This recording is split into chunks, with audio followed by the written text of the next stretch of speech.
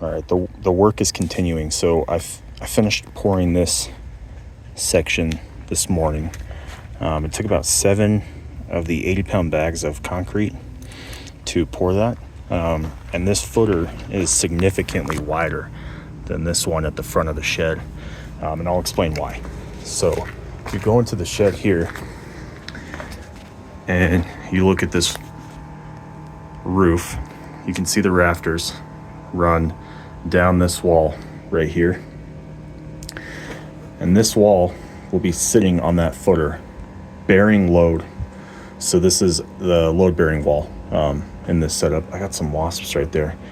Fuckers. So I don't have wasps anymore. Anyway, in Colorado, where I'm at, we get quite a bit of snow. So I just want this thing to be able to take a snow load without that footer sinking in the ground a whole heck of a lot. You know, I've already determined that it would probably sink a little bit anyway, just because the soils here are so poor. This is basically loaded with clay soil. Here it's called bentonite.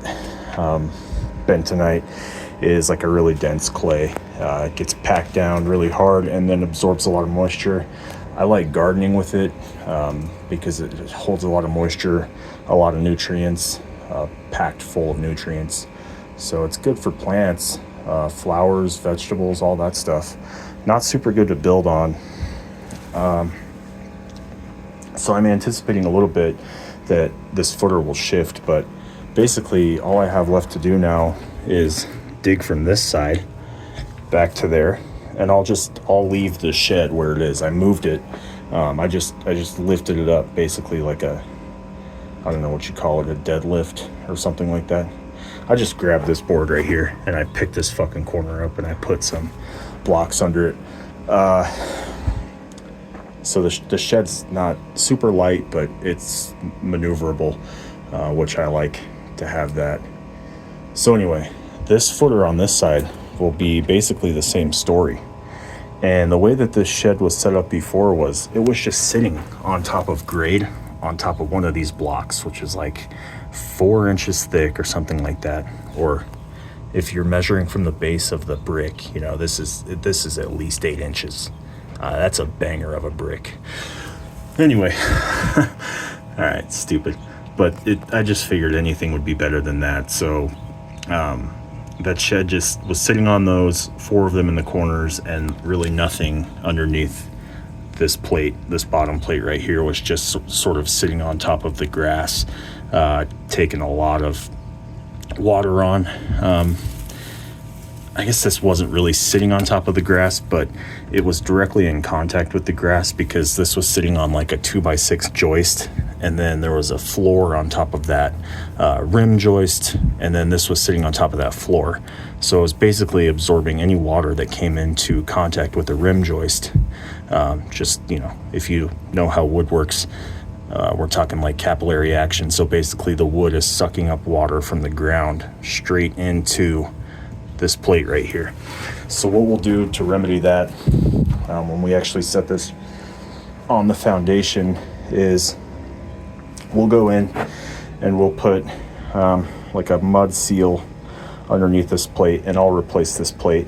And I think what I'll do is I'll even double it up and I'll put it on a mud seal, which is like that foam thing that you kind of lay on top of the concrete, and then you set the plate down on that.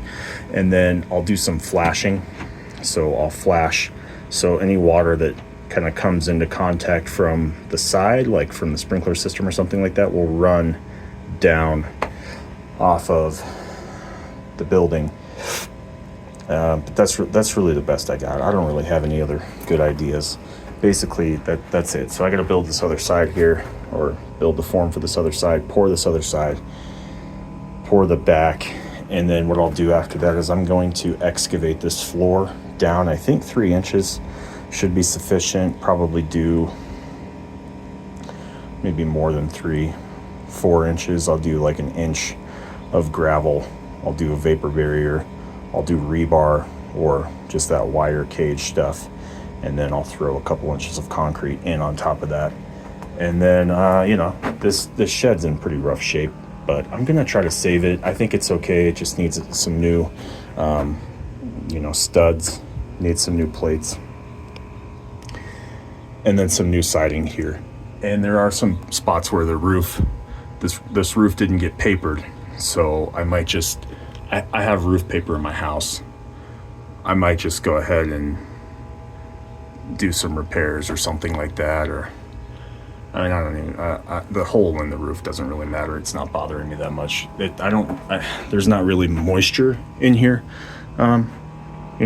besides like what's come in from basically the sprinklers. You can see it's pretty crazy right there, because there's like that seam, and there's basically no waterproofing on the outside of that. So, but I'll get it fixed up. I'll do exterior grade instead of this 3/8 inch or whatever this is, plywood.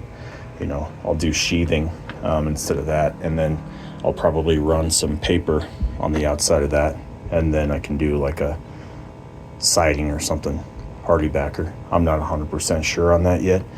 This is getting a little bit expensive, but it's not even close to what a new shed would be. And a new shed, they just do the exact same thing as the old shed. They just have a floor and they put the shed right on top of it. So it's kind of a no-brainer to do it this way, because at least with the foundation, you can go back with any 8x8 shed and you'd have a decent foundation for that shed to sit on. So if this thing ultimately has to come down, no big deal.